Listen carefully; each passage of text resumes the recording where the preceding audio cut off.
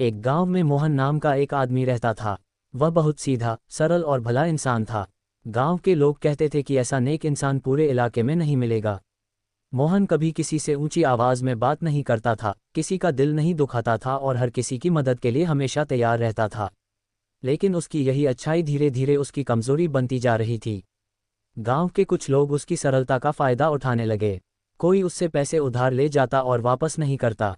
कोई अपना काम उसके सिर पर डाल देता। कोई उसकी मेहनत का श्रेय खुद ले जाता। मोहन सब सह लेता। उसे लगता था कि संतों का मार्ग तो सहनशीलता का मार्ग है, मुझे सब बर्दाश्त करना चाहिए। उसकी पत्नी कई बार समझाती, देखो जी, भलाई अच्छी बात है, लेकिन हर समय झुकते रहना भी ठीक नहीं। लोग आपकी अच्छाई नहीं समझ रहे, बल्कि उसका फायदा उठा रहे हैं। मोहन मुस्कुराकर कहता, राधा स्वामी दयाल ने सेवा और प्रेम सिखाया है। मैं किसी से लड़ाई नहीं करना चाहता। पत्नी चुप हो जाती, लेकिन मन ही मन दुखी रहती। गांव का चालाक सेठ। उसी गांव में एक सेठ रहता था, लाला राम।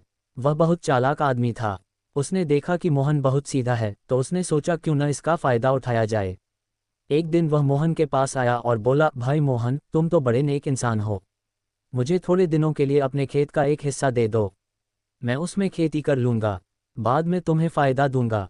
मोहन तुरंत मान गया। धीरे धीरे सेठ ने खेत पर कब्जा जमाना शुरू कर दिया। उसने कागज भी अपने नाम करवाने की चाल चल दी। गांव वालों ने मोहन को चेतावनी दी, भाई सावधान रहो, यह आदमी तुम्हारी सीधाई का फायदा उठा रहा है। लेकिन मोहन बोला, नहीं नहीं, ऐसा मत कहो, सब में मालिक बसता है। कुछ महीनों बाद जब मोहन खेत देखने गया तो सेठ ने साफ कह दिया, अब ये खेत मेरा है, तुम्हारे पास कोई सबूत नहीं। मोहन के पैरों तले जमीन खिसक गई। वह घर आया तो उसकी पत्नी रोने लगी। उस रात मोहन बहुत दुखी था। उसने सोचा, क्या सचमुच मैं बहुत ज्यादा सीधा बन गया हूँ? क्या यही संतमत है कि लोग हमें कुचलते रहें? सत्संग में पहुंचा मोहन। अगले रविवार मोहन सत्संग में गया। वहां एक बुजुर्ग महात्मा जी सत्संग कर रहे थे। उन्होंने कहा, संतमत हमें प्रेम, दया और नम्रता सिखाता है, लेकिन इसका मतलब यह नहीं कि इंसान अपनी बुद्धि छोड़ दे। हद से ज्यादा सीधा इंसान अक्सर संसार में दुख पाता है। संतों ने यह नहीं कहा कि अन्याय सहते रहो और गलत लोगों को बढ़ावा दो। मोहन को लगा जैसे ये बातें उसी के लिए कही जा रही हों। महात्मा जी आगे बोले, देखो भाई, पेड़ पर फल लगते हैं तो वह झुकता है, लेकिन अगर कोई कुल्हाड़ी लेकर उसे काटने आए तो क्या पेड़ खुद ही गिर जाए? नहीं, प्रकृति ने हर जीव को अपनी रक्षा का अधिकार दिया है। फिर उन्होंने एक उदाहरण दिया, दूध बहुत अच्छा होता है, लेकिन अगर उसे खुला छोड़ दो तो बिल्ली पी जाएगी। अच्छाई को भी विवेक की रक्षा चाहिए। मोहन की आंखें भर आईं। सांप और संत की कथा। महात्मा जी ने फिर एक पुरानी कथा सुनाई। एक जंगल में एक जहरीला सांप रहता था। वह सबको काटता था। एक दिन एक संत वहां आए। उन्होंने सांप को समझाया, किसी को दुख मत दो, प्रेम से रहो। सांप ने संत की बात मान ली। उसने लोगों को काटना छोड़ दिया। लेकिन गांव के बच्चों को जब पता चला कि सांप अब नहीं काटता, तो वे उसे पत्थर मारने लगे, पूंछ पकड़कर घसीटने लगे।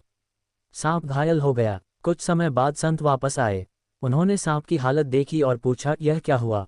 सांप बोला, गुरुदेव, आपने कहा था किसी को काटना मत, इसलिए मैं चुपचाप सब सहता रहा। संत मुस्कुराए और बोले, मैंने काटने से मना किया था, फुफकारना तो नहीं मना किया था। सत्संग में बैठे सभी लोग मुस्कुरा दिए। महात्मा जी बोले, जीवन में इतने भी सीधे मत बनो कि लोग तुम्हें कमजोर समझ लें। विनम्र बनो, लेकिन विवेकहीन मत बनो। प्रेम रखो, लेकिन अपनी मर्यादा भी रखो। मोहन का परिवर्तन। उस दिन के बाद मोहन के भीतर बदलाव आने लगा। वह पहले जैसा दयालु तो रहा, लेकिन अब समझदारी भी अपनाने लगा। उसने अपने खेत के कागज इकट्ठे किए और पंचायत में मामला रखा। गांव वालों ने भी उसका साथ दिया। सेठ की चालाकी सबके सामने आ गई। आखिरकार खेत वापस मोहन को मिल गया। सेठ ने गुस्से में कहा, पहले तो तुम बहुत सीधे थे, अब बदल गए हो। मोहन शांत स्वर में बोला, मैं आज भी सीधा हूं, लेकिन अब मूर्ख नहीं हूं। ये बात पूरे गांव में फैल गई। असली संतमत क्या सिखाता है? कुछ समय बाद सत्संग में मोहन ने अपनी अनुभूति सुनाई। मैं समझता था कि हर बात सह लेना ही भक्ति है, लेकिन अब समझ आया कि संतमत हमें दयालु बनाता है, कमजोर नहीं।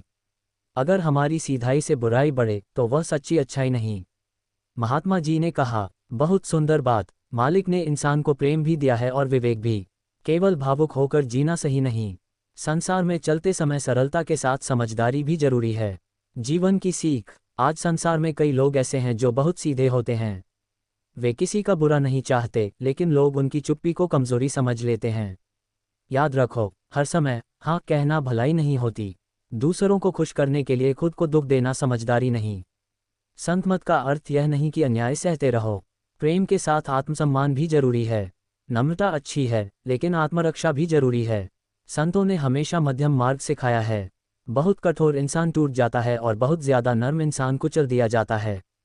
इसलिए जीवन में प्रेम, दया और विवेक तीनों का संतुलन जरूरी है। अंतिम संदेश: अगर कोई इंसान आपकी अच्छाई की कद्र करे तो उसके साथ प्रेम से रहो। लेकिन अगर कोई बार बार आपकी सीधाई का फायदा उठाए तो वहां चुप रहना बुद्धिमानी नहीं।